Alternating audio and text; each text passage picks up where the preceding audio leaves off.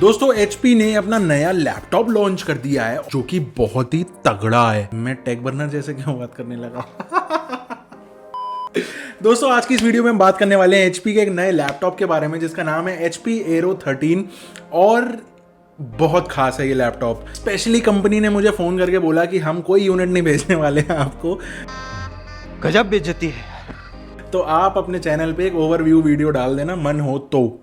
बिना किसी time waste किए सबसे पहले इसके पहले फीचर की तरफ चलते हैं जो कि ये है कि ये बहुत ज़्यादा लाइट वेट है। अगर आप गूगल पे लिखोगे कि वर्ल्ड्स लाइटेस्ट लैपटॉप तो आपको दिखाएगा एसर का स्विफ्ट, और अगर उसका आप वेट देखोगे तो वो दिखाएगा 2.2 पाउंड्स। और 2.2 पाउंड्स को फिर से आप मुझे पता है कि गूगल करोगे कितना वेट होता है तो वो क्लोज टू निकल के आएगा 0.99 kgs, यानी जस्ट अंडर 1 kg। HP ने इसको 20 ग्राम अंडर कट किया है। 970 ग्राम्स का ये लैपटॉप है जो कि काफ़ी सही है। जिस पावर के साथ में आता है अगर आप उससे कंपेयर करना चाहो तो ये मैकबुक एयर जो M1 वाला आता है वो आता है 1.4 kgs, तो उससे भी क्लोज टू 450 ग्राम्स यहाँ पे ये हल्का हो गया।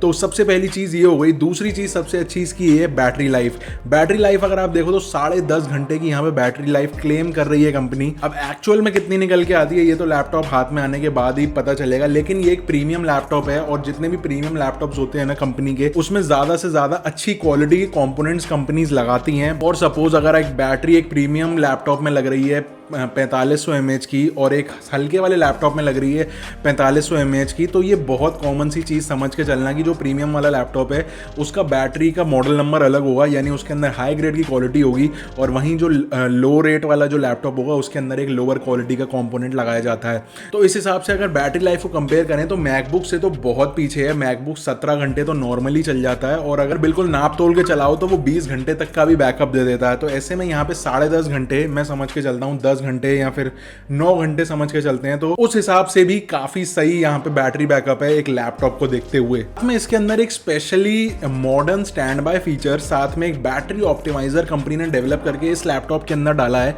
जो कि स्पेशली टारगेट किया जा रहा है वर्क फ्रॉम होम वाले यूजर्स के लिए। लेकिन मुझे तो ये समझ नहीं आया कि इस फंक्शन को ये लोग वर्क फ्रॉम होम पे क्यों टारगेट कर रहे हैं। ये तो बल्कि कैरी अराउंड वाला फीचर होना चाहिए कि भाई बैटरी ज्यादा है तो कहीं भी लेके चलते बनो, काम नहीं रुकेगा। खैर कंपनी उनकी है, मर्जी उनकी। अब सीधा प्रोसेसर्स की तरफ चलते हैं। यहाँ पे ये पूरी की पूरी जो एरो सीरीज है ये HP ने टोटली AMD के संग में बनाई है, यानी राइजन के प्रोसेसर देखने को मिलेंगे। इंटेल का यहाँ पे कोई सीन नहीं होने वाला है। तो जो बेस वेरिएंट है इनका उसके अंदर ये राइजन 5 का 5600U मोबाइल प्रोसेसर इन्होंने लगाया हुआ है जो कि 6 कोर और 12 थ्रेड का प्रोसेसर है। काफ़ी बढ़िया चीज़ है भाई, अगर आपको एडिटिंग करनी है, अगर आपको डिजाइनिंग करनी है, या फिर अगर आप गेमिंग के लिए मैं कहूँगा डिसेंट है, क्योंकि वेगा 7 इंटीग्रेटेड ग्राफिक कार्ड यहाँ पे देखने को मिलता है। डिसेंट ही है। AAA वाले टाइटल्स अगर आप चलाना चाहते हो तो मीडियम वाली सेटिंग्स पे चल जाएंगे, लेकिन हाई पे उम्मीद मत रखना। और यहाँ पे रैम रोम की बात करें तो 16 GB की रैम और 512 GB की NVMe M.2 SSD देखने को मिल जाती है।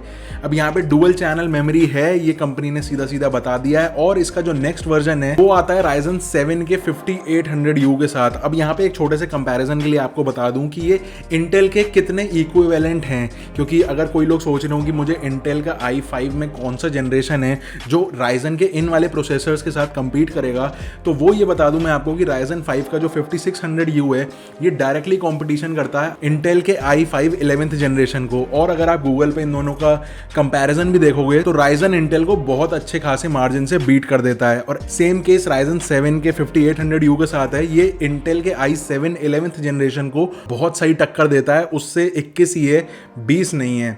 तो यहाँ पे बिल्कुल भी बेफिक्र हो जाना अगर आप प्रोसेसर्स को लेके चलते हो तो, क्योंकि इसके जो ग्राफिक कार्ड होते हैं ना Ryzen के इंटीग्रेटेड वाले ग्राफिक कार्ड वो इंटेल से फार अबव होते हैं। जितना आप काम इन वाले प्रोसेसर्स पे निकाल पाओगे उतना इंटेल पे नहीं निकाल पाओगे, जबकि सस्ते यही वाले आते हैं, इंटेल का महंगा ही आता है। बाकी कुछ बेसिक चीज़ें इस लैपटॉप के बारे में, जैसे कि मल्टीपल कलर ऑप्शंस यहाँ पे देखने को मिल जाते हैं, rose gold, ceramic white, natural silver, तो आपको जो पसंद हो वो ले सकते हो। लेकिन ये लैपटॉप बहुत ज़्यादा प्रीमियम लुकिंग है। एप्पल को लेकर के एक मेरे पास मन में बात आई, वो अभी आगे चल के आपको बताता हूँ। इससे पहले थोड़ी सी और कंपनी ने जो मेंशन किया हुआ है इस लैपटॉप को लेके कि रिसाइकल्ड मटेरियल को इसके अंदर यूज़ किया है एनवायरनमेंट फ्रेंडली थोड़ा सा बनाने के लिए। बहुत प्रीमियम लुकिंग लैपटॉप है। और इसके वेबकैम की बात करें तो 720p का नॉर्मल HD वेबकैम आ जाता है। अब 80,000 रुपये का लैपटॉप लॉन्च करके 720p के कैमरा, वेब कैम की इनकी क्वालिटी क्यों नहीं बढ़ती है सारे लैपटॉपों में? कोई भी मैन्युफैक्चरर हो, कोई भी सीरीज़ हो, 1080p तक जाने में पता नहीं इनकी कौन सी माँ मरती है।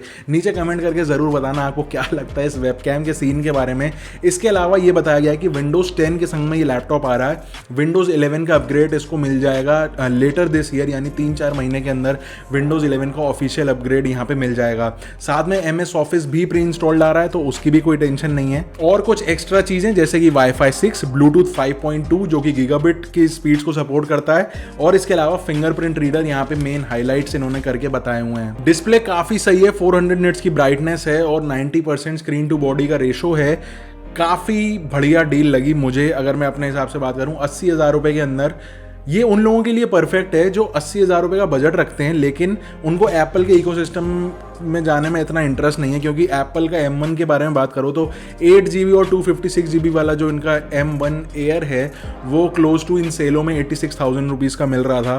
तो अगर आप उससे भी कंपेयर करो तो नो डाउट M1 का कोई तोड़ नहीं है, फार अबव है इन राइजन के CPU से, फार अबव है वो चीज़। लेकिन काफ़ी सारे लोग ऐसे होते हैं ना जो एप्पल के इकोसिस्टम में जाने से कतराते हैं, या फिर मज़ा नहीं आता, या फिर उनको लगता है कि भाई एक बार उसके इकोसिस्टम में घुस गए तो फिर हर चीज़ पेड है, जो कि हमको यहाँ पे फ्लेक्सिबिलिटी मिल जाती है, विंडोज़ के अंदर क्रैक्स चल जाते हैं, ये वो इतना आसान नहीं होता एप्पल के अंदर।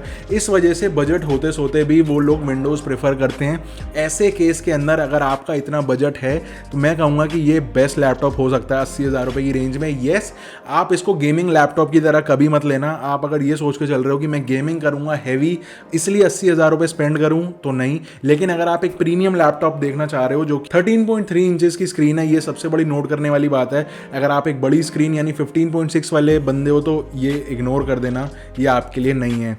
साथ में एडिटिंग की बात करूं तो आपकी 4K एडिटिंग बहुत आसानी से हो जाएगी, कहीं कोई दिक्कत नहीं है। 16GB की रैम है, 512 की SSD मैंने बताई। शाइनिंग करना चाहते हो, मल्टीटास्किंग खूब अच्छे से हो जाएगी, लेकिन गेमिंग के लिए मत लेना। तो लैपटॉप तो मेरे पास नहीं है, इसलिए मैंने सारे विजुअल्स आपको फोटोज़ और वीडियोज़ यहाँ पे दिखाने की कोशिश करी। अगर आपको ये लैपटॉप पसंद हो, अगर आप लेना चाहते हो तो नीचे डिस्क्रिप्शन में लिंक मिल जाएगा, एफिलिएट वाला लिंक होगा, थोड़ी सी कमीशन मुझे मिलेगी, लेकिन आपके लिए प्राइस बिल्कुल भी ज़्यादा नहीं होगा। 80,000 रुपये का नॉर्मल इसका ऑफिशियल रेट है।